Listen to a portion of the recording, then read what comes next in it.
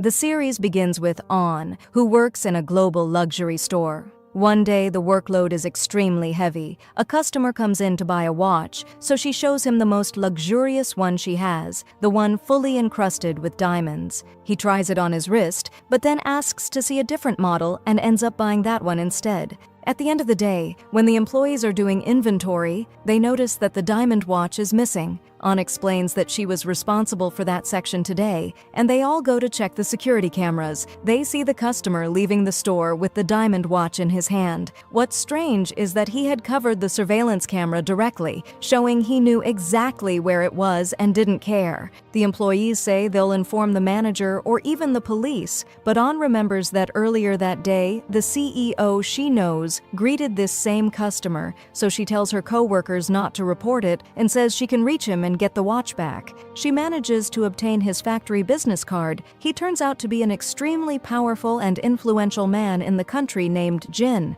She goes to his factory and meets him, and he greets her calmly. He tells her, "I never said the watch is with me, sweetheart. I gave it to someone as a gift. If they like it, I'll buy it immediately." On tells him, "If the watch doesn't return today, sweetheart, you'll have to buy it according to store policy." He replies, "No problem. You'll get an answer today."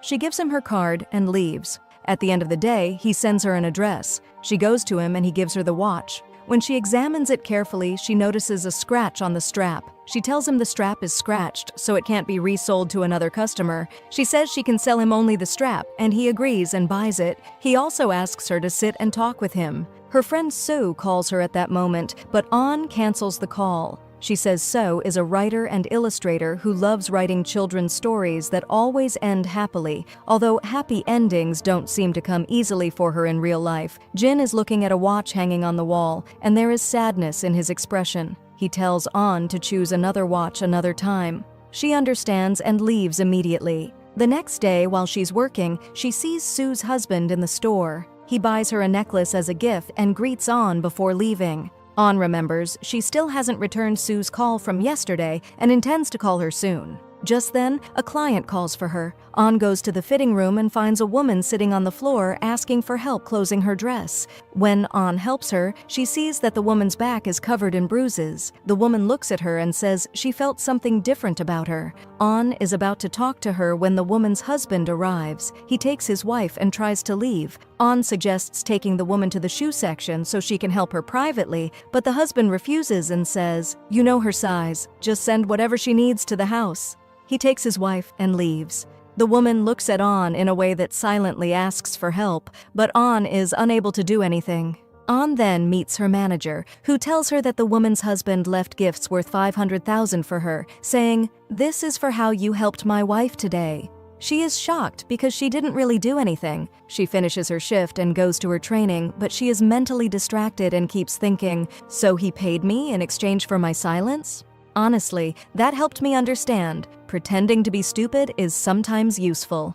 She becomes upset with herself. When she goes to the locker room to change her clothes, she struggles to open her locker. It's clear she has unpleasant memories from childhood. She finds a message from her brother reminding her that tomorrow is their mother's birthday. She goes home and calls her. The next day, she goes to her parents' house to celebrate. They all sit and eat together, her mother, her father, her brother, and her. In the middle of eating, her father asks for the cake. Her mother tells him it's too early because they are still eating lunch. He gets angry and speaks to her harshly. On notices everything. After they finish, they celebrate the birthday. Later, On goes to her room, but she hears raised voices. She goes out and hears them fighting and the sound of hitting. She rushes into their room, shouting at her father, asking if he's still beating her mother, and telling him he knows her mother once attempted suicide because of him. She remembers when she was still a student and came home one day to find her mother trying to harm herself. The next day, she took her father in her car under the pretense of driving him to work, but instead brought him to the police station. She told him he needed to turn himself in and confess everything he has done. Then she left him there and walked away. While walking, she remembers being in school and how her friends would play near the windows, but she has trauma about windows. She would rush to them and close all of them tightly. Her friends were confused, but Sue understood her and always calmed her down. On remembers she still hasn't spoken to Sue, so she goes to her house and leaves her a message saying she came to see her. She rings the doorbell but gets no answer. Then she finds a package delivered to Sue's door. She is about to leave when she sees Sue open the door, take the package, and shut the door immediately. On runs to her and rings again. She hears Sue's phone ringing inside. She asks why she's not answering and why she's avoiding her. Sue speaks through the door and says, "Please leave now. I'll talk to you later." But then Sue's mother opens the door and freezes when she sees On. In that moment, all of On's childhood memories flash in her mind, her parents' fights, hiding with her younger brother in the wardrobe, the fear, the shouting. On leaves and goes to a cafe. She sits alone, drinking, lost in her thoughts, remembering Sue, remembering their friendship, and remembering the days of Sue's marriage. When she wakes up, she finds herself in Jin's office. He tells her, "I called you to come replace the watch strap. The cafe owner told me I should come pick you up myself because you were making a scene and had fainted." He looks at her and asks, "Did someone hit you, or were you hallucinating all night?" She answers, "What would you do if you found out someone close to you was being abused?" His expression immediately changes. When she leaves, one of the delivery workers walks in, and she is shocked by how much he resembles Sue's husband. She leaves quickly, and at the end of the day, she returns to Jin and gives him the new watch strap. His expression softens, and he tells her he wants to treat her to lunch. They go eat together. At the restaurant, she hears news about the same customer she had helped in the store, the woman who had bruises on her back. The report says the woman threw herself in front of her husband's car and died. Her coworker calls her to tell her they are all attending the funeral because she was one of their most important clients. On is shaken and blames herself. She feels guilty for ignoring the woman's silent plea for help. She calls her mother to make sure she is okay. Then she calls Sue, but Sue does not answer. On decides she must go to her immediately. Before she leaves, Jin tells her, that woman should have finished her husband off instead of spending her whole life suffering like that. His words stay in her mind. On rushes to Sue's house. She enters and finds Sue about to harm herself. Sue tells her she can't live anymore, that she feels her husband will eventually kill her, so she decided she would end everything herself. On replies, "No, not like this. We're not dying. We're ending him." Now the story rewinds, and we see the same events again, but this time through Sue's perspective. Sue is at the airport buying a ticket to leave the country. The day before, she had taken her mother out and spent the whole day with her. While waiting for the flight, she receives a message from her husband, a video of him harming her mother. He keeps calling her, but she refuses to answer. She breaks down, but still tries to move forward. Then he calls again and tells her, "You have 2 hours from now." She immediately runs back home. When she enters the house, she finds her mother dead. Sue collapses and cries uncontrollably. But as soon as she hears the sound of his keys in the door, her body freezes like a soldier trained to suppress emotion. He walks in calmly. After everything, he casually hands her a bouquet of flowers, acting as if nothing happened. He holds her hand and takes her to their bedroom. She has no reaction left inside her. The next day, she prepares juice for him and brings it to his office. We learn he isn't just abusive, he has extreme obsessive tendencies. He gets irritated because the glass is placed exactly in the center of the tray. Then he notices the wound on her shoulder. With false gentleness, he applies ointment to it. She apologizes, and he asks, "Where would you go anyway? I'd find you no matter what." He leaves for work. After he's gone, she takes her hidden antidepressant. She enters a tiny secret room she built inside the apartment, lies there, and ends up oversleeping. She wakes up terrified because he is almost home, and she hasn't prepared dinner. She panics, rushing around the house. Before he speaks, she starts apologizing. He says he has a surprise. He brings a camera and installs it in the living room. Then he sits and eats, apologizing mockingly for causing her miscarriage last week. Then he flips the table and says, "This was your fault. If you had told me you were pregnant, none of this would have happened. And besides, I didn't even hit your stomach that hard." She apologizes again and says she didn't know she was pregnant either. He answers coldly, "It's fine, I love you." She smiles weakly and says, "I know." We see the moment she tried calling On, but because she was injured and crying, she hung up. The next day, Sue cleans her mother's belongings to store them away. Later, while her husband is eating dinner, he tells her he saw On at the store today and says, "She really annoys me. She shouldn't always be around." Then he gives Sue the gift he bought for her. She loves it and places it in the closet next to many other gifts. These gifts represent how many times he has hurt her. After every beating, he brings a present. Later, he tells her they're going out and he helps her pick an outfit. Each time she tries on something, her bruises show. Finally, he finds an outfit that covers all of them. They visit his mother, and Sue listens as his mother gives a speech about domestic violence, talking about how women must support each other and stop such abuse. Her psycho son proudly listens, as if he isn't the monster she's describing. After this, Sue gathers courage and gets a medical report documenting all the injuries. She goes to the police station to file a report, but there, she runs into her husband's sister, Young, who is a police officer. Sue panics and tries to leave, but a detective accidentally picks up her medical report. Young reads it, understands everything, and follows Sue outside. Young tells her sarcastically, "So, you're here to report on behalf of your friend, right? Tell your friend to handle her personal problems at home. She won't get justice in court. Not right and not wrong." Young knows her brother abuses Sue but chooses to protect him. Later that day, Sue is having dinner at her in-laws' house. When she reaches for food, a bruise on her arm becomes visible. Her mother-in-law says, "Oh honey, did you bump into something? Hamada, aren't you paying attention? Fix her up." The truth is, nothing needs fixing except their psycho son and the way she raised him. Young arrives and joins them for dinner. She looks at Sue and asks, "Are you feeling better now?"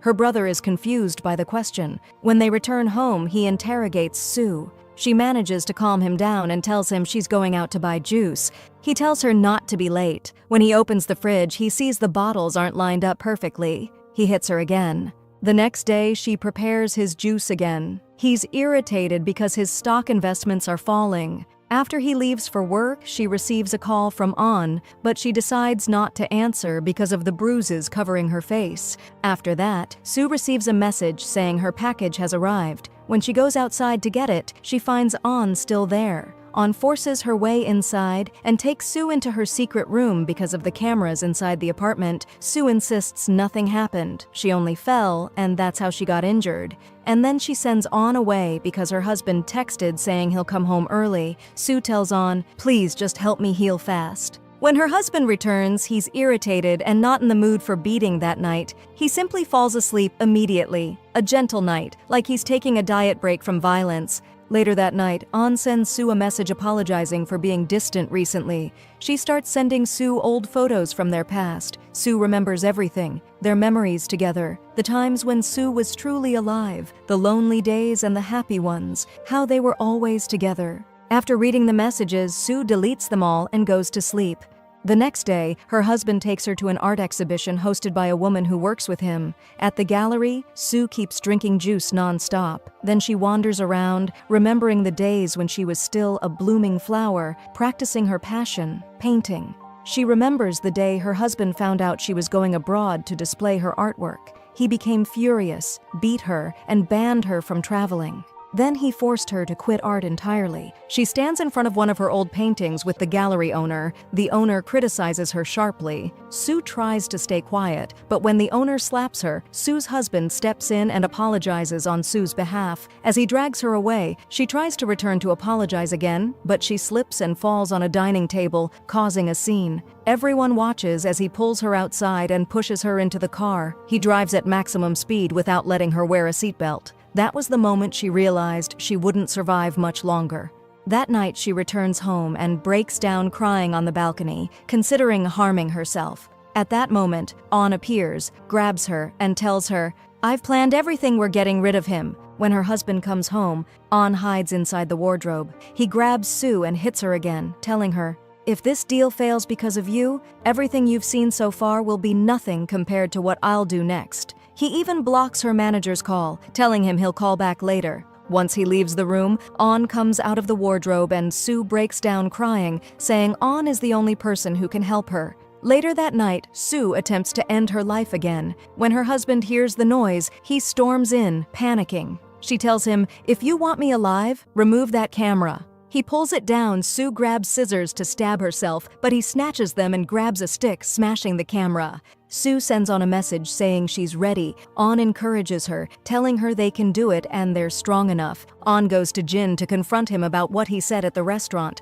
that the abused woman should have killed her husband. On tells him she disagrees because the government could arrest her. Jin answers, "If there's no husband anymore, there's no government." Then they sit together to eat, but On excuses herself, saying she has an errand. Outside, she meets the delivery worker again and waits for Jin to join her. She tells Jin she changed her mind and wants to eat with him after all. When they leave the restaurant, she sees the delivery worker again trying to avoid the police. Jin asks if he's living illegally in the country. The worker says yes, he has no passport and escaped on a cargo ship. On watches him carefully and records several videos. She shows the videos to Sue. Sue is shocked by how much he resembles her husband. On tells her all that's left is to find him a travel excuse to China. They decide to use him for their plan.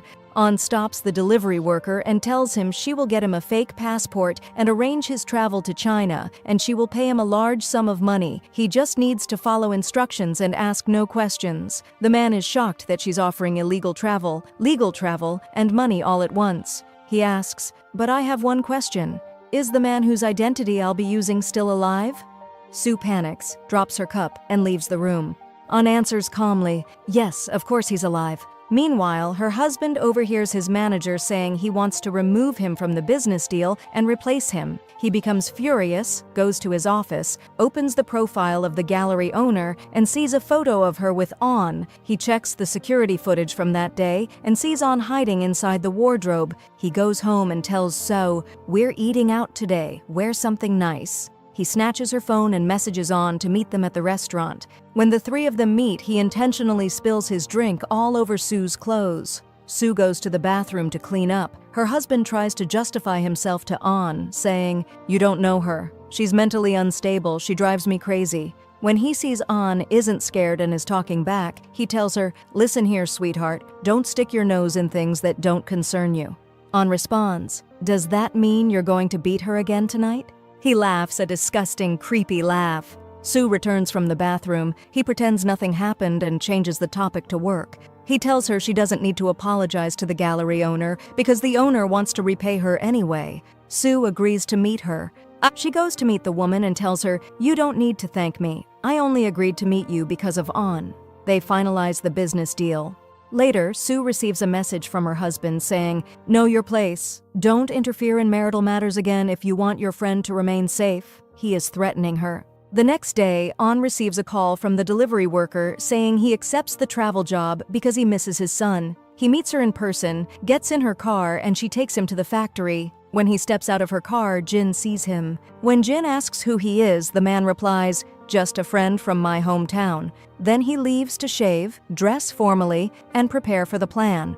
He goes to meet On outside. She tells him he has something in his hair and brushes it off. At that moment, Young passes by and sees them. She remembers her brother's accusations and becomes more suspicious, thinking On is messing with someone's husband. She walks past them angrily. Sue and On finalize their plan. They will execute it after her husband's work meeting. After that meeting, he always comes home exhausted and falls asleep immediately. On meets the delivery worker and gives him the first payment. She tells him the exact day of the operation. Meanwhile, at the factory, all the workers are eating. With Jin notices that the delivery worker keeps hiding his phone whenever On calls him, stepping away to speak privately. Another worker comments, "He said he's going back to his country soon. Looks like he's saved up the money for the ticket." Jin grows suspicious, and during the call, On tells the man to finish all his work and get ready. She warns him to be careful with his behavior, especially in front of Jin, because Jin can easily notice things. Then she goes to her coach and asks him to help her train because she needs to improve her self-defense skills. Sue asks her husband for permission to visit her mother with On, and he agrees. During his work meeting, Sue meets On, and the two of them go together to the mountains, where they dig a hole. After finishing, they return. Her husband checks her GPS and sees she didn't go to the nursing home like she had told him. Then he receives a message that an airplane ticket to Tehran has been booked in his name. He gets angry and heads back home immediately. Meanwhile, On and Sue are practicing how to kill him using a rope. He suddenly receives a work task and becomes furious. Unable to see straight, he grabs the rope and starts strangling On, saying, "So this is what you wanted to do to me?"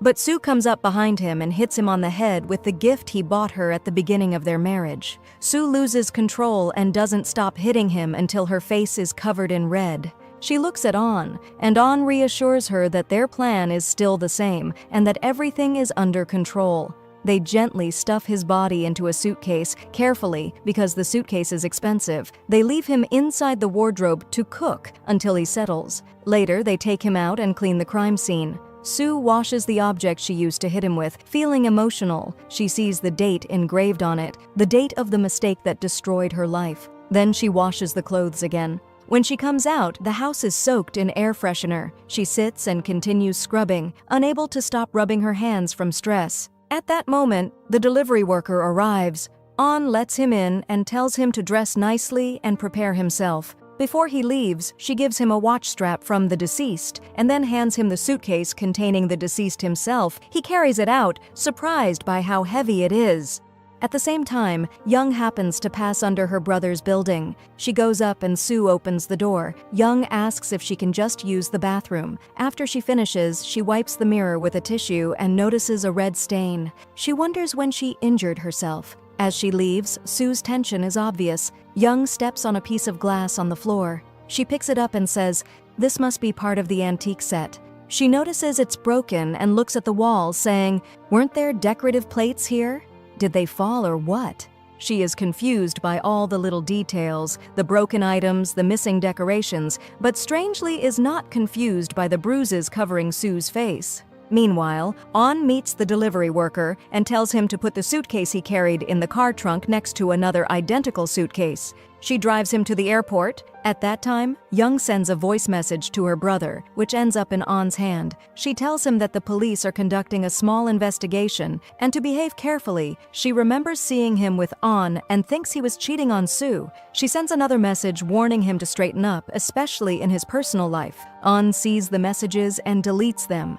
She contacts the delivery worker and tells him, "Once you arrive, send me pictures of the souvenirs." She gives him a second phone and throws away the first one as he enters the plane. On calls Sue to reassure her and tell her he has departed. Sue begins removing every trace of her husband from the apartment. She throws his belongings away and even breaks the music device he used to play whenever he beat her. She collapses, crying. On makes sure the deceased is safely secured in the car trunk and drives away. On the road, a police car drives beside her, but she stays calm. She picks up Sue, and on their way, they accidentally hit a gazelle. Of course, just what they needed. They clean the car and continue to the mountains. To the hole they dug earlier, they bury the suitcase. Then, they drive to an empty area.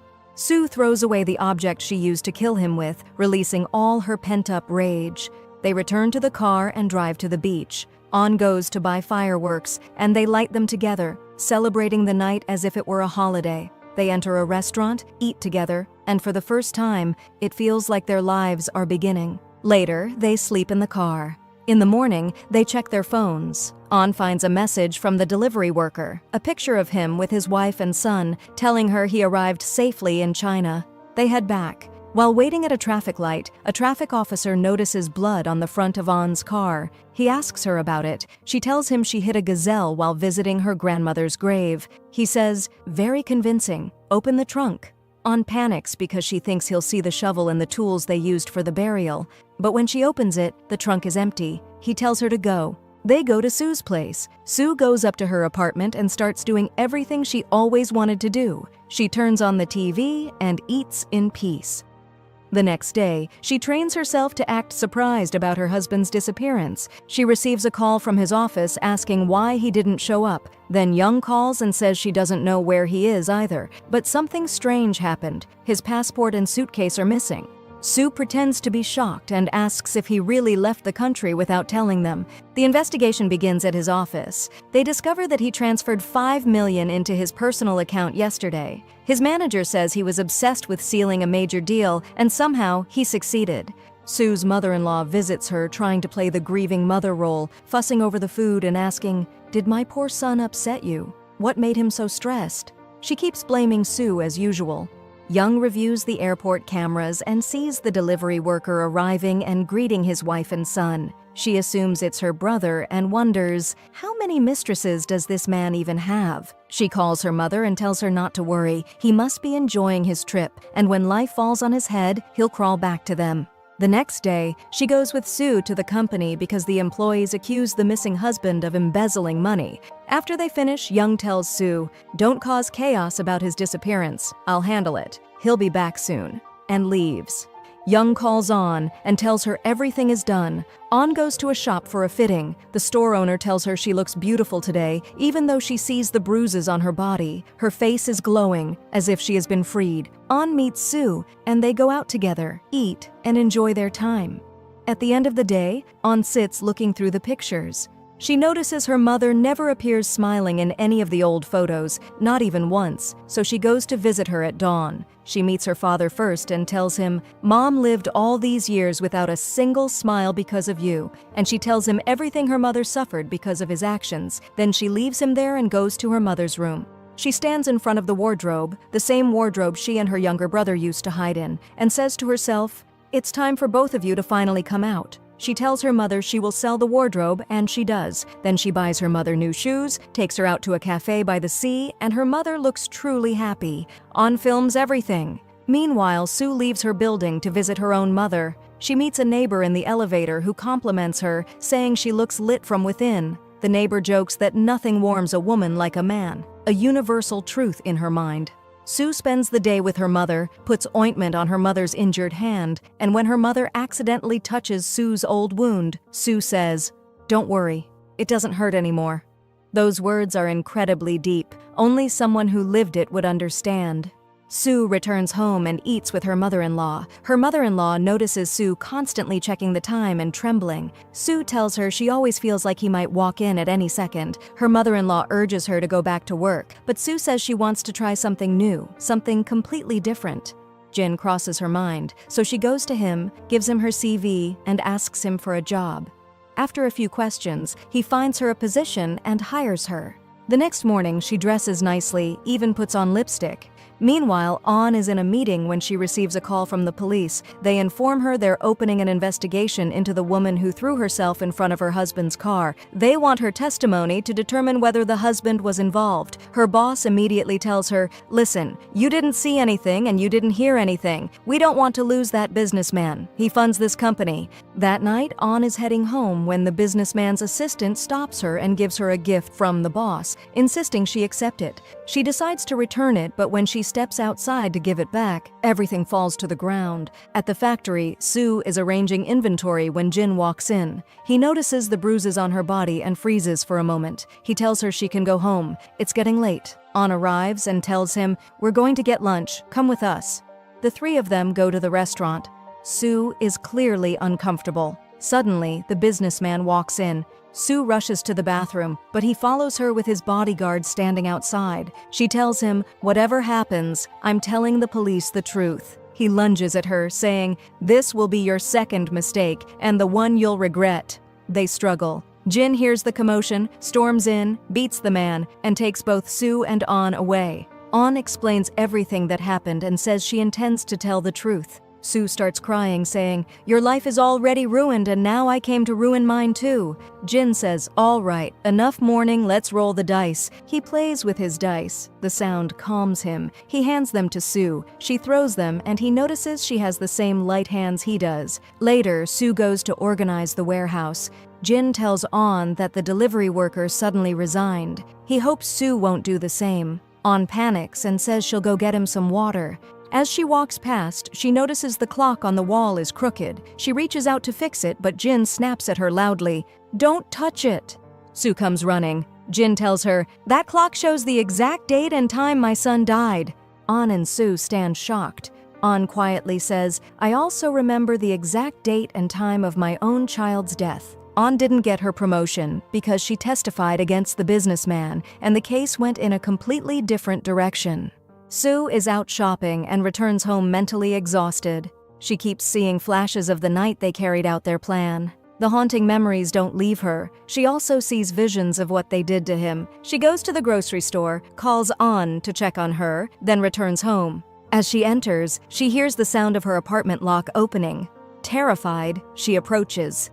It's the delivery worker, the one who is supposed to be in China under her husband's identity. At first, she pretends she doesn't know him. She threatens to call the police. He laughs and says, "And tell them what? That your dead husband came back to life? I'm the one wearing his identity." He holds her husband's phone. He found it at the airport, picked it up, and reset it. He walks around her house and enters her husband's room. He sits in front of the safe and says, "Open it."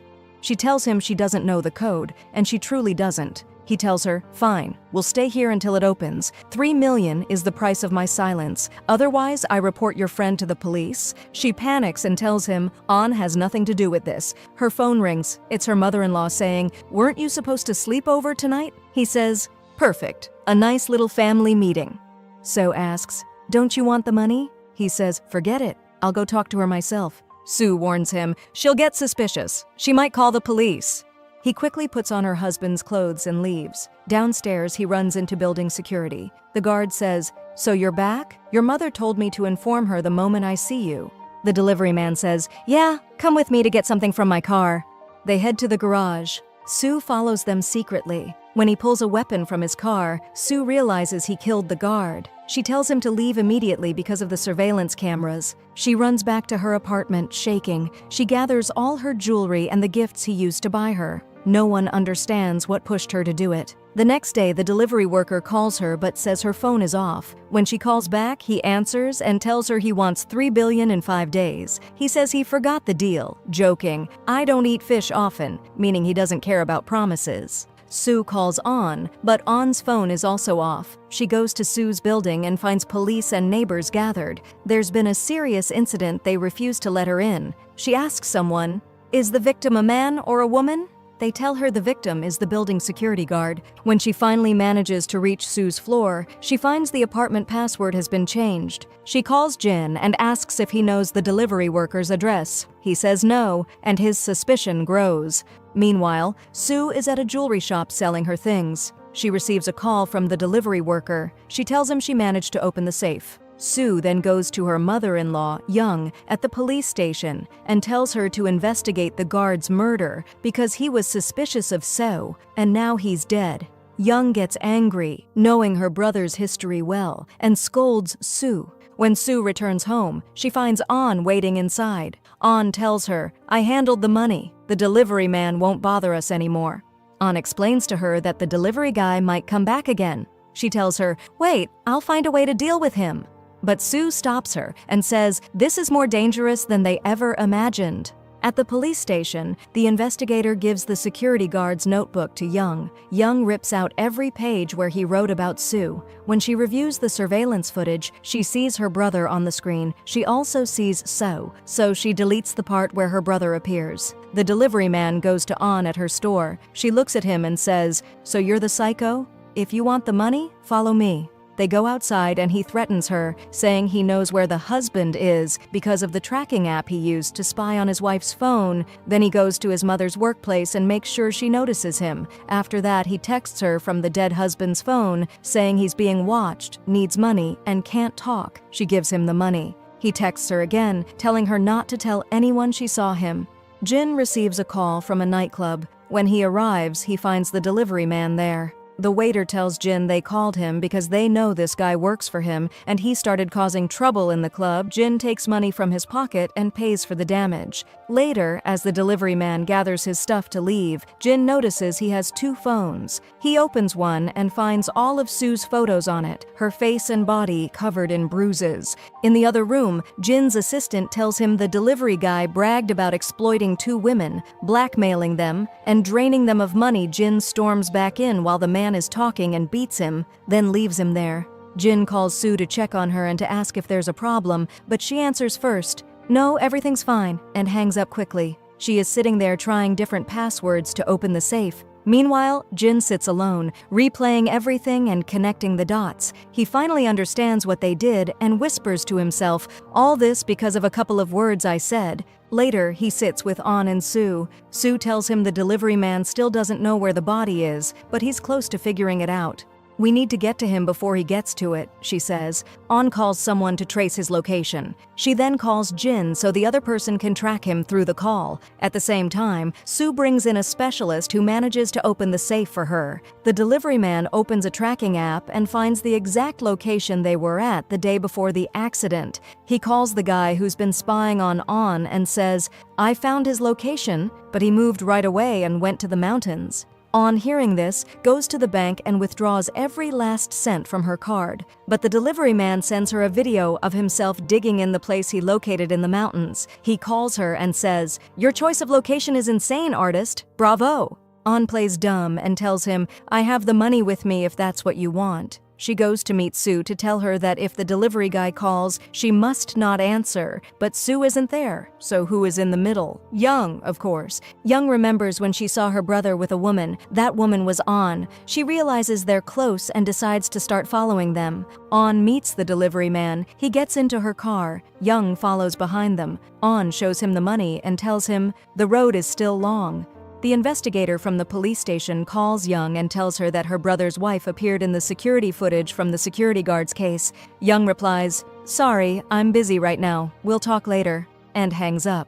She's on edge because her promotion is in 2 days. Then her mother calls and tells her, "Your brother was here. Go find him. My heart is aching from the message he sent me." She has her mother forward the message. When Young compares the writing style to her brother's, she realizes it's not him. Meanwhile, in the car, the delivery man wakes up groggy and realizes she's driven him all the way to the Libyan border. He asks, "Where are we?" She doesn't answer. He attacks her, and the car veers off. She tries to stop him from getting out, so he presses a weapon against her neck and escapes. He climbs up to the road and finds Young standing right in front of him. What a coincidence. He climbs into her car and says, "Give me a ride, please." She lets him in and doesn't recognize him. She starts to suspect more strongly that this is not her brother. Her phone keeps ringing. It's the investigator again, and the delivery man sees her caller ID. Then he spots the police badge on the dashboard and realizes what he's stuck in. He tries to open the car door, but she slams the brakes hard and tells him, "You walk straight into the trap. Now tell me who you really are." He hits her and runs. She chases him, catches him, grabs his phone, and finds all his calls with Sue. Sue is calling On, but On doesn't answer. She remembers On telling her, "Don't talk to the delivery guy, I'll handle it," and starts to panic. She calls again. This time Young has the man with her in the car and answers On's phone herself. Sue hears Young say his name and instantly hangs up. Then Jin calls Sue and tells her, "Come to the warehouse. On will come after you." We see that Jin's assistant has been following Young, and he picked up On in his car and brought her back.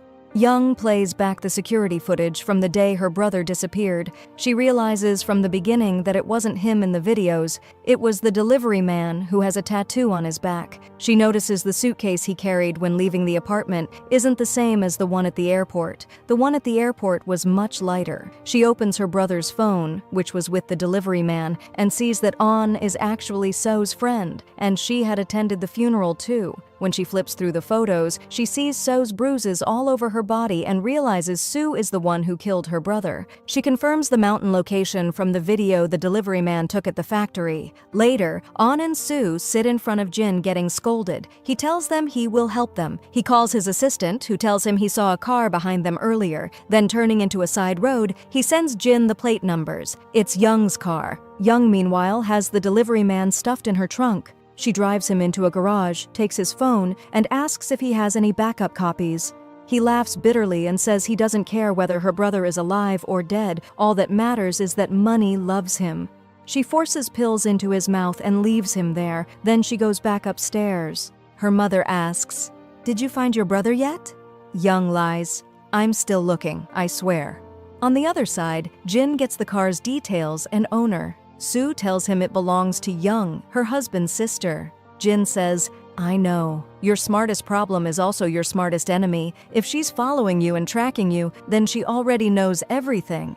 The next day, Young is in the chief's office discussing her promotion. The chief warns her that one mistake is enough to destroy her entire career. Young leaves, goes straight to her brother's apartment, and searches every corner. She remembers how the place looked the day after the accident. Then she goes to On's store and asks her about her brother. The clerk tells her, "I've never seen a man love his wife the way he did." On sees Young and comes over, asking another worker to bring some paperwork. On tells Young, "A husband's love is not measured by expensive gifts, you know. Looks to me like you just want to cover up his crimes." Young gets a call and leaves. On then warns Sue that Young might come to her apartment. Sue rushes home to hide everything. She finds a package she had left sealed. Now it's open. She realizes Young has already been there. She collapses and hits her head. Later, her mother-in-law arrives. When she sees Sue's head injured, she says, "My son did that to her?" Sue explodes and says, "Oh, now you act shocked. You knew what your son was doing to me." The mother-in-law, all gentle and fake compassion, replies, "This isn't the time for complaints. He contacted me asking for money. If you see him, send him to me. I'll take care of him." Jin's assistant is watching Young and calls Jin, telling him she probably has the delivery man in her car. Young goes to visit Sue's mother-in-law at home, then says she needs to take a call. She goes down to the garage, opens the trunk, and finds the delivery man still there. She breaks the lock, drags him into her own car, and drives off. Jin follows her. At that moment, Young is sitting with the investigator, acting like the poor, innocent victim. She says, "My brother's wife. Her drama never ends. Can you imagine she actually wanted to file a police report against my brother, claiming he was hitting her? My brother? The innocent dove with angel wings? As if he could ever do such a thing." Then she receives a call and rushes home, only to find the delivery man gone. We see Jin stopping On and scolding her for what happened. They lock the delivery man inside a storage room. Their mistake, however, is leaving Jin's clueless assistant to guard him. When the delivery man wakes up, he starts rolling on the floor, pretending to be dying, begging for water. The assistant feels sorry for him and goes to bring him some. The moment he enters, the delivery man attacks him, threatens him, forces him up, and makes him drive him out of there. Then he kills him and walks away cold-blooded. He runs into Young and tells her he knows where her brother's body is. He says they can find it together and get rid of On and Sue at the same time. She agrees and lets him into her car. Jin and On learn that the delivery man escaped from the storage room. Meanwhile, Young is already at the mountains, digging for her brother's body, but they only find the gazelle Sue and On hit with their car that night. Young slams her shovel on the ground and tells the delivery man, "You're replacing my brother now." At the same time, Young's fellow investigator is at her office searching around. He finds the medical report Sue submitted. He takes it to Sue's apartment, apologizes to her for not taking action before, and records her testimony for the security guard case. He tells her she doesn't need any more help, but once he leaves, she tears up the medical report and all her documents. She receives a message from Young, a picture of the mountain pit containing her husband's buried body, and a picture of the delivery man tied up. Young writes, "If you don't do exactly what I say, your friend On will pay the price, and I'll make sure your mother pays too.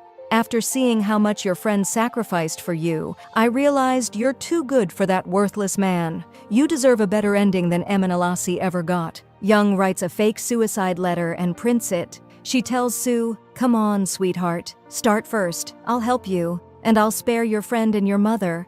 Young sits and looks at photos of Sue and her husband, tearing up. After that, she calls On and asks to meet. They sit and eat together, reminiscing. Then Young says she's going to the bathroom. When she doesn't return, On searches everywhere but can't find her.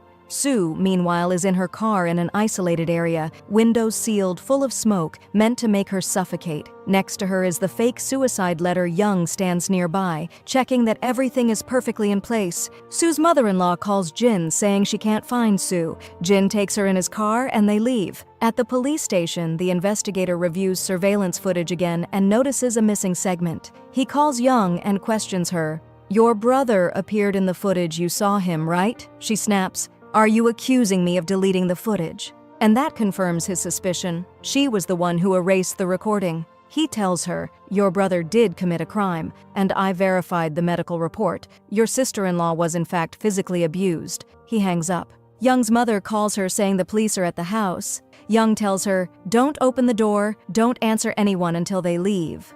The next day, at the police station, we see they've stripped Young of her promotion. Her co-workers give her a quick, forced celebration, but it's hollow. She rushes to the place where Sue is supposed to be, but Sue and the suicide letter are both gone. Young gets a message from On. Sue is alive. We then see what happened. The day before, Jin and An found Sue in time and rushed her to the hospital. Young searched every hospital for her but couldn't find her. Finally, An confronts her and reveals that Young forced Seo to attempt suicide in exchange for sparing An and her mother. Young says, "All right then, I've reached what I wanted. If you want to start a war, I'm ready." At the hospital, Jin stays beside Seo while the doctor reassures him she's stable. An brings Sue food. Sue tells her, "These last days I lived with you. They're the only days I ever really lived." An tells her she feels the same. Back at the store, police come to take An for questioning in a bribery case. Young interrogates her, but instead of investigating, she threatens her using An's parents. "Hand Sue over to me and finish this." Then Young receives a message from her chief. "You're implicated in covering up your brother's crimes. I need an explanation immediately." Young tries to excuse herself, clearly panicking. She looks at An, realizing An is the one feeding information to the chief. She lunges at An, but investigators pull her away. Angry and shaking, Young leaves, gets into her car, and drives. Her mother calls her, screaming. Young rushes home and finds she has killed the delivery man. We see that hours earlier, Young's mother had entered the storage room and found him lying there. She thought he was her son, but when he spoke, she realized he wasn't. In his arrogance, he said her son used to exploit women for everything. The mother snapped. She hit him repeatedly until he died. She called Young for help. Young lifts the delivery man's body, this time her mother is the killer, puts him in the trunk. Jin receives a call from his assistant with updates about Young. Jin tells him to follow her. He tells An that Sue should stay put while he and An go after Young. An begs him to let her go instead. He reluctantly gives her the car keys and tells his assistant to protect her.